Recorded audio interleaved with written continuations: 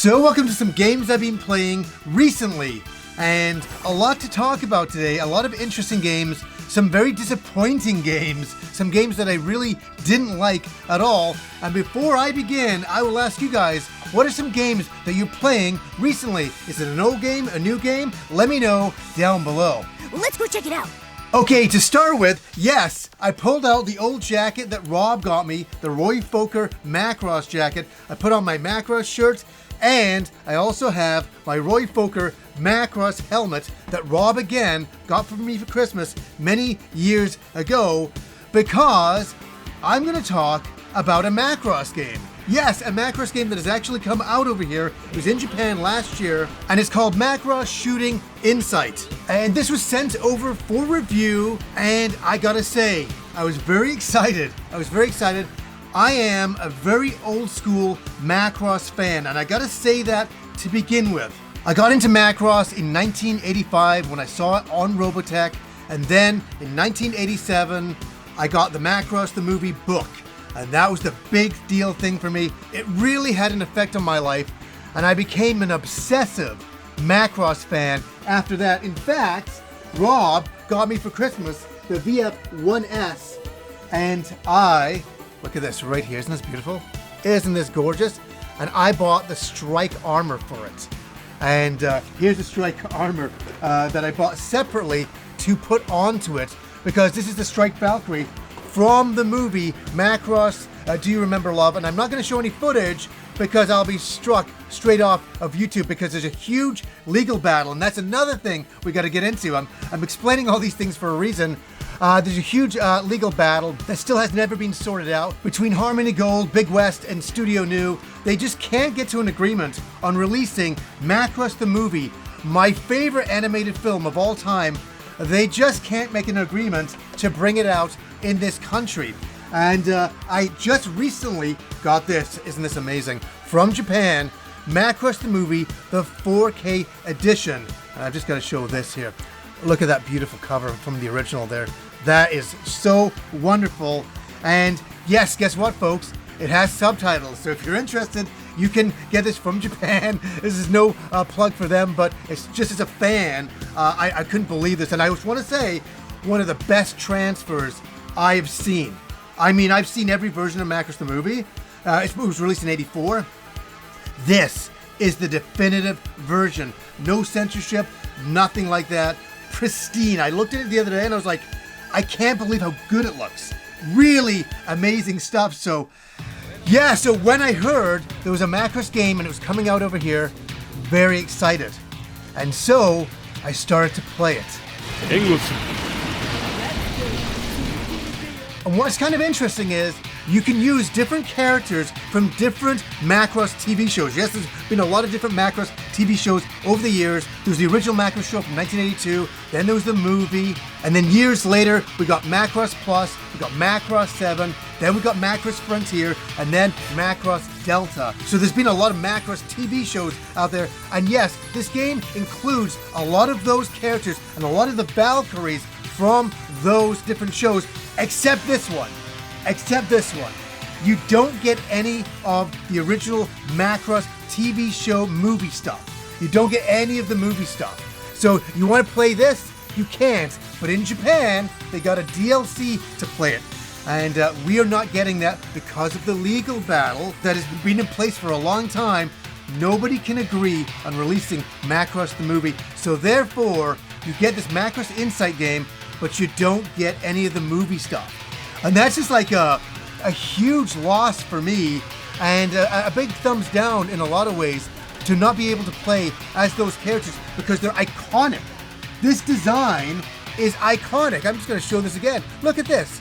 Who doesn't want to play as this in a Macross game? I do. I absolutely do. And so very upset that that's not included. But let's have a look at what's here. And what's here is Macross Plus. We get Macross Plus, which is always nice to see. Kim, years ago, for Christmas, got me the YF19, and a big fan of that from Macross Plus. Love having this amazing stuff. So you have that. You have Macross 0 in there. You got Macross 7, Macross Frontier, and Delta. so you can play as those characters and those Valkyries in this game. And what is this game? It's an overhead shooter, it's a side view shooter, it's a 360 shooter, it's a shooter. That's what it realistically is. And how is it? It's really disappointing. And I hate to say that, being a big Macross fan. I have no enjoyment in saying that. Is it cool to use different Valkyries from different shows? Absolutely. Do they all have kind of different abilities? Sure. Is it fun? It's okay. This is not a terrible game, but it's not a great game. This is like a 5 out of 10 game. And it was so sad because they sent it to me for a review. I was pumped. I'm like, I can't wait. I sat down and I'm like, oh my God, these graphics are like a 360 game. Like, you know, an Xbox 360 game. I was like, oh, wow. And just, it felt very cheaply made. So they kind of have the cardboard cutout characters show up on the screen from the different Macross TV shows talking to each other. And it just comes off as kind of cheap. And then you see the Valkyrie models, and they're okay. They're fine. It's nice to see some of the old, cell artwork from the originals. But then you start playing the game, and it's so average. It's so average. You're playing through the levels, and it's just the same thing over and over and over again. Even the boss encounters are nothing special. This is such an average game, and it's crushing to me. I really didn't want to come in here and do such a negative review on Macross Shooting Insights. I was excited about it, but it really doesn't live up to any expectations. And I didn't even follow it when it got released last year. I was like, I'll wait for it to get released over here. And I was like, I'm going to really back this game. I'm really going to stand behind it because of my history of Macross. And then in playing the game, I was just like, oh, I can't. It's an okay game. If you're a Macross enthusiast, I'd say, buyer beware on this one as well. And I really wanted to enjoy this. There's been a lot of better Macross shooting games on the Saturn and things like that. So to come to this is very, very disappointing and something that I really didn't want to come in here and do, especially when I brought out all of this stuff. I'm like, yes. And then I'm like, no. And then, yeah. And so that is the kind of my take on it. Is it fun to revisit some of those old characters? Sure. Is it nice to see those characters again, like Basara from Macross 7? Yeah, it's okay. It's all right. And then you start playing the game and you're like, oh, this is average at best.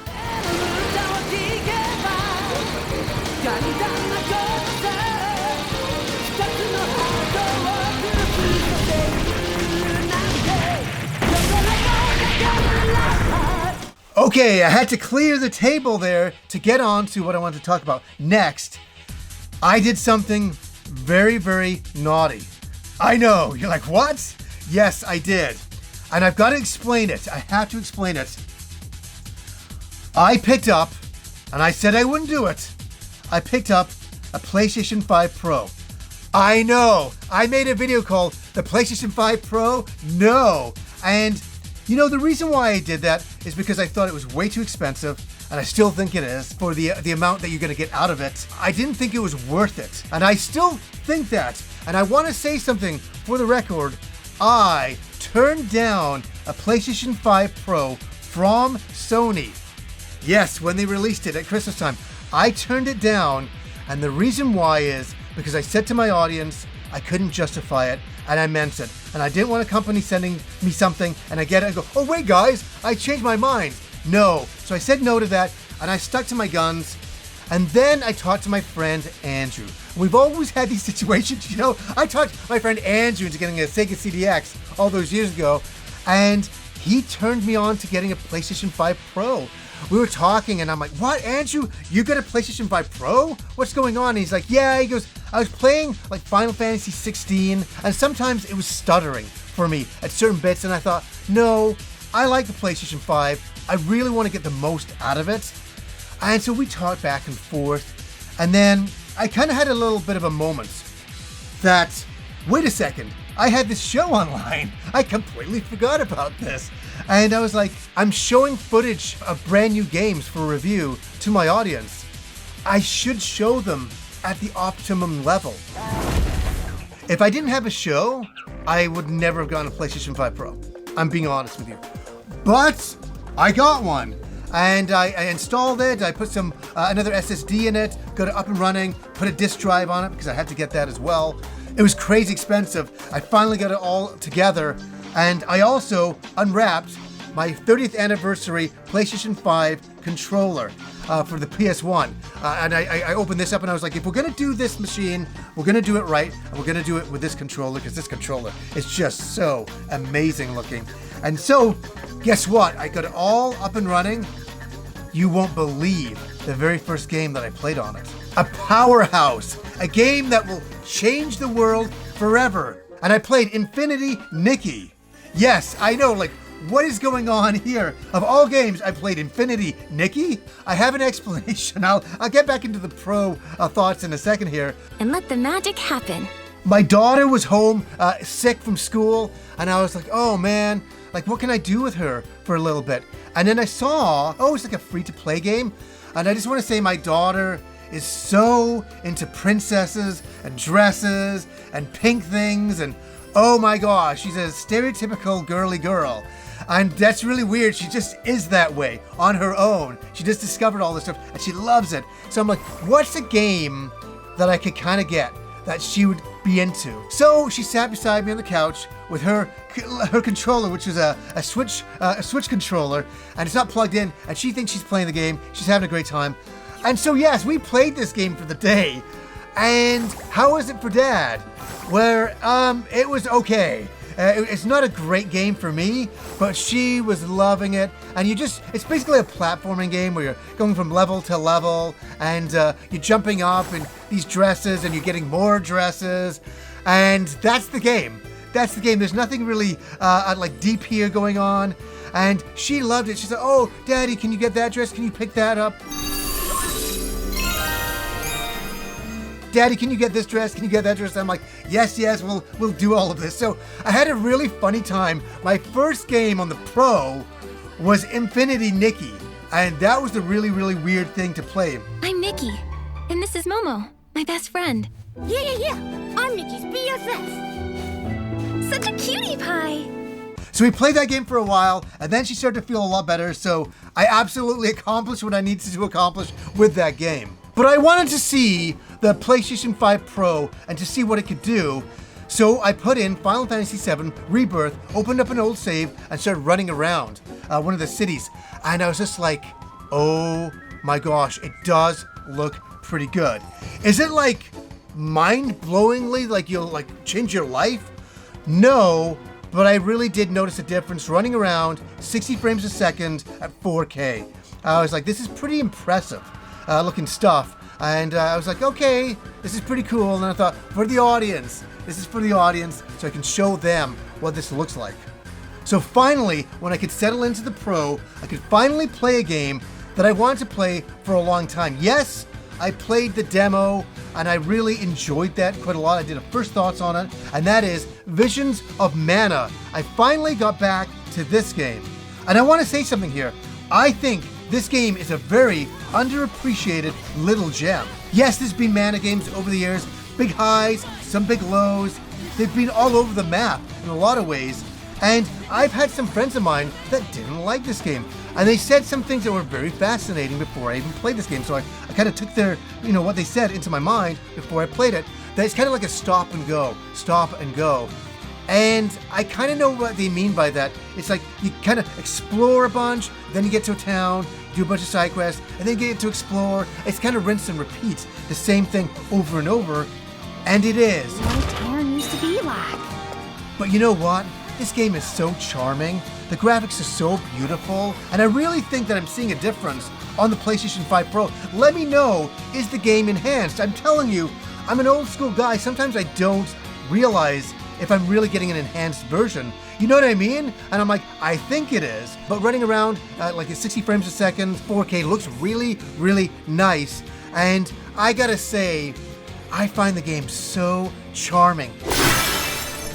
It's one of these games that you come home from work or from school, and after that you come in and you have like a small drink of milk or tea, whatever you want to drink, and some cookies, and you have that beside you, and you play this game. It's a very kind of comforting style of game, and I feel very relaxed when I'm playing it. I love the storybook, fairy tale, adventure look of it all. I like the characters, I like enhancing them, and I just find it very, very charming.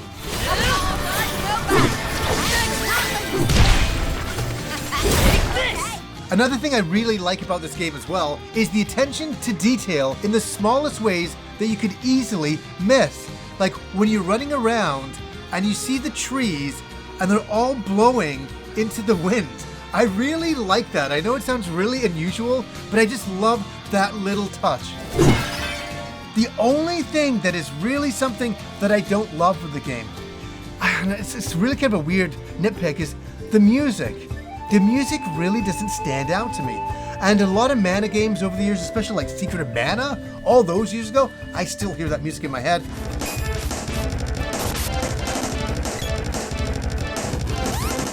Listening to this music, I'd put the controller down and just listen and go, no, it's not memorable.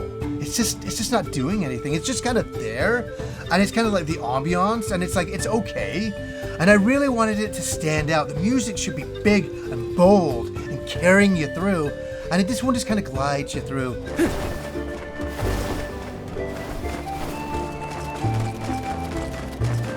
Taking this? It's not offensive, but it isn't memorable, and it isn't that great. And it's kind of one of the disappointing things of the game, and that's unfortunate because we do have a beautiful little game here that I think a lot of people passed up on. There was a lot of games last year, and everybody's like, oh yeah, this is okay. You know, it's kind of an interesting little game, but there's some other big games I gotta get to.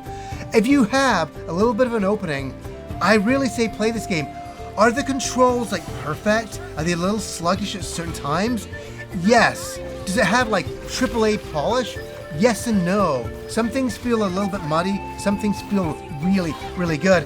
But overall, this is a solid like 8 out of 10 game, and really a lot of fun. And I just love running around the environments and just kind of marveling at it. And it really is one of these things that kind of reminds me of like a Dragon Quest style of a game, in that you have beautiful kind of cell shading at times, a lot of airbrushing going on as well, but really a return to innocence in a lot of ways, and a game I highly recommend.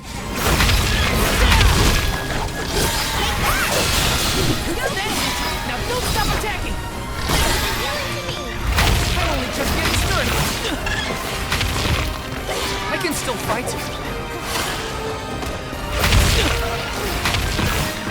I'm only just getting started. So guys, those are some games that I've been playing recently. Yes, a few highs, a few lows, but you know what? All a lot of fun to try out. And I'll ask you guys, what are you playing? Something new, something old? Let me know down below. So anyways guys, until next time.